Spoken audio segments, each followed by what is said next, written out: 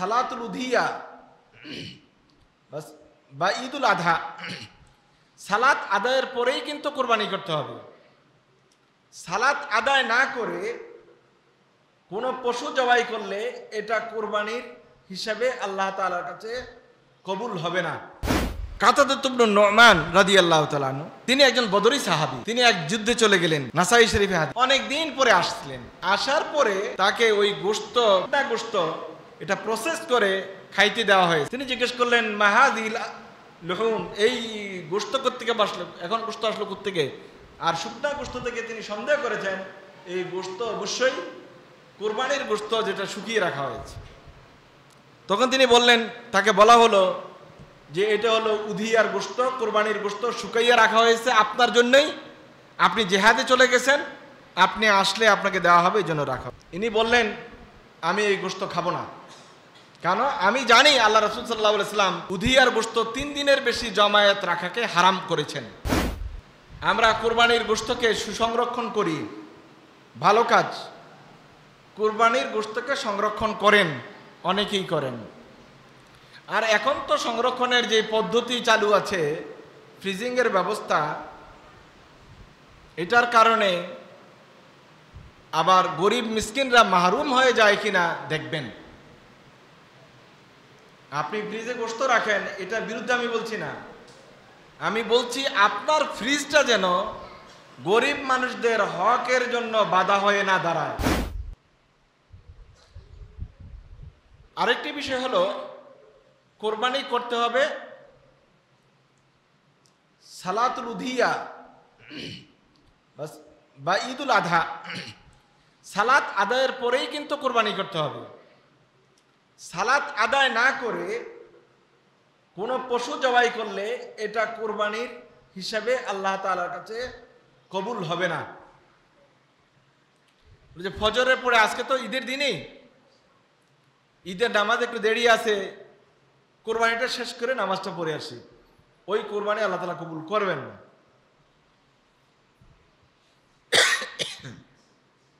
অথবা কোরবানি তো কয়েকটাই দিব, একটা ছাগল বা দুম্বা বা ভেড়া কোরবানি করে দিয়ে যাই, পাকশাক হয়ে থাকলো, নামাজ পড়ে এসে আমরা খাবো, পরে বড় কোরবানিটা দিব। অর্থাৎ যাই করেন, যে ধরনের কোরবানি করেন, ঈদের সালাত আদায়ের আগে যা কোরবানি করবেন এটি কোনোভাবেই গ্রহণযোগ্য নয়, এটা কোরবানি হিসেবে গৃহীত হবে না। এটা জাস্ট একটা জবাই, হালাল পশু, এটা আপনি খেতে পারবেন, কোনো সমস্যা নাই, কিন্তু কোরবানিটা আদায় হবে না।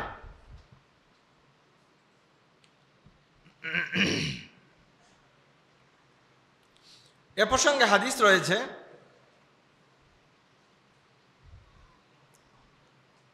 হযরতে বারা ইবনে আযিব রাদিয়াল্লাহু তাআলা আনহু বলেন,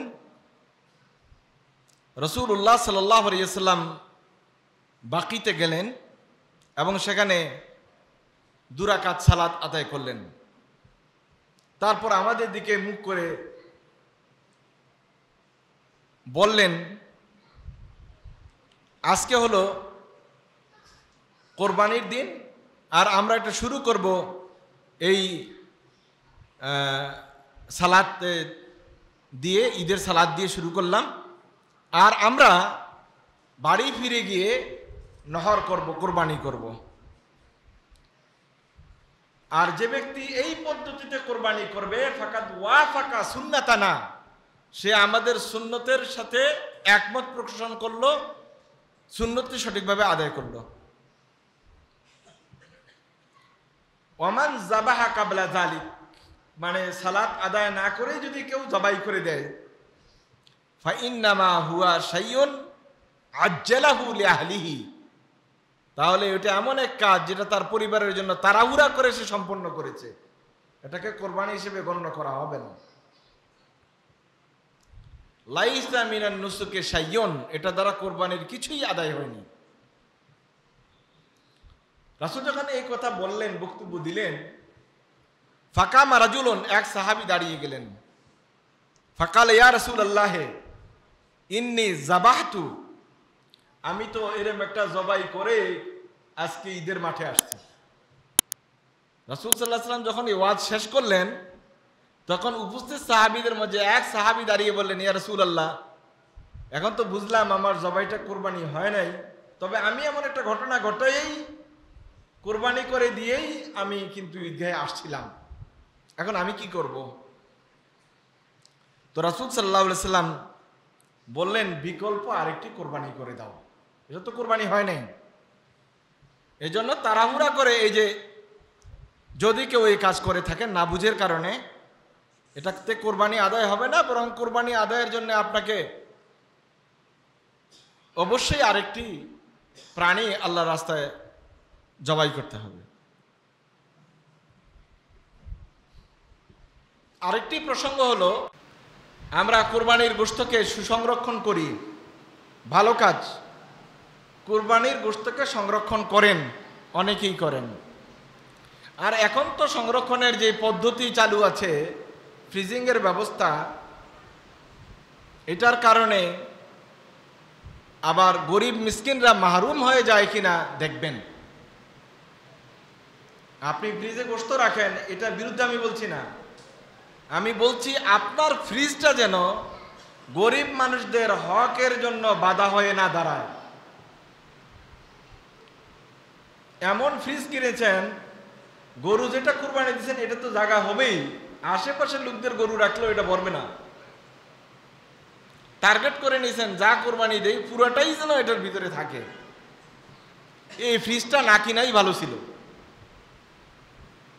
কারণ এই ফ্রিজটাই আপনাকে এই কাজ করতে উৎসাহিত করেছে।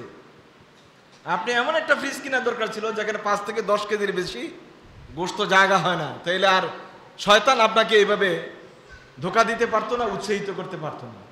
জায়গা আছে রেখে দাও, এই কথাটা বুঝাইতে পারতো না।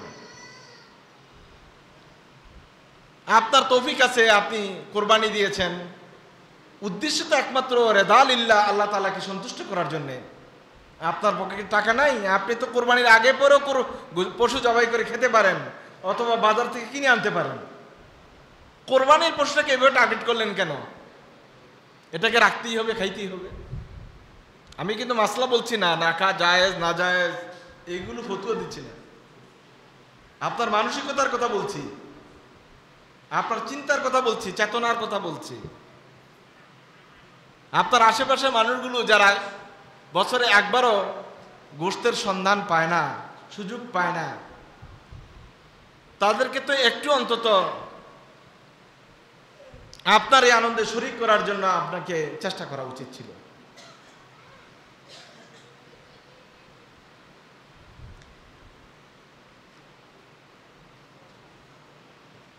হযরতে আয়েশা সিদ্দিকা রাদিয়াল্লাহু তাআলা হাদিস বর্ণিত হয়েছে যে রাসূলুল্লাহ সাল্লাল্লাহু আলাইহি ওয়াসাল্লামের জামানায় প্রথম যে সিস্টেমটা চালু ছিল সেটা হলো 3 দিনের বেশি কোনো গোশত ঘরে রাখা যাবে না। আগে তো ফ্রিজ ছিল না, তো মানুষ কি করতো, এগুলোকে শুকাইয়া তারপর পুরা বছর রেখে দিত খাবারের জন্য।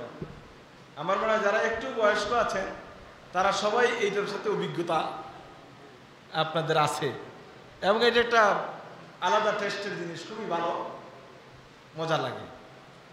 সৌদি আরবে কিন্তু আবহমান কাল থেকে গোশত শুকাইয়া খাওয়াটা অপছন্দ করে, বুঝছেন নি? এটা এই জন্য অপছন্দ করে, আমাদের দেশে শুটকি মাছ খাওয়াটা যেমন কোনো কোনো জেলায় অপছন্দ করে, বিশেষত বাংলাদেশের দক্ষিণ উপকূলের জেলাগুলি, বরিশাল অঞ্চলের জেলাগুলি, তারা শুটকি মাছ পছন্দ করে না। চট্টগ্রামের কথা ভিন্ন। ঠিক তেমনিভাবে সৌদি আরবে একটা সময় ছিল যখন গোশত শুকাইয়া রাখাটাকে খুব আইবের জিনিস মনে করা হতো, দূষণীয় জিনিস মনে করা হতো, এবং মনে করা হতো এগুলো শুধু গরিব মানুষরাই করে, ধনী মানুষের তো প্রতিদিন একটা জবাই করবে, 2 দিন পর একটা জবাই করবে, তারা কেন আবার গোশত শুকাইয়া রাখবে? দেখেন, আল্লাহ রাসূল সাল্লাল্লাহু আলাইহি ওয়াসাল্লাম নিজের নিরহংকারী প্রকাশ করার জন্য, তিনি যে নিরহংকার ছিলেন এটা প্রকাশ করার জন্য বলছেন, ইন্নী ইবনু ইমরাআতিন তাকুলুল কাদিদা, আমি এমন এক মায়ের সন্তান যে মা শুকনা গোশত খাইত। কাদিদ মানে হলো যেটা শুকিয়ে রাখা হয় ওই গোশত। সাধারণ গোশতের আরবি কিন্তু লাহমন, শুকানো গোশতের একটা আলাদা আরবি আছে, কাদিদ। তা আমি এমন এক মায়ের সন্তান, তাকুলুল কাদিদা, যে নাকি শুকনা গোশত খাইতো, এমন এক মায়ের সন্তান। তো এই সিস্টেম সৌদি আরবেও চালু ছিল, মানুষ গোশত শুকাইয়ে রাখতো। তা আল্লাহ রাসূলের প্রথম জামানায় এটা ছিল কয়দিন? মাত্র কোরবানির গোশত 3 দিন রাখা যাবে। 3 দিনের পরে কোনো টুকরা আপনার ঘরে থাকতে পারবে না।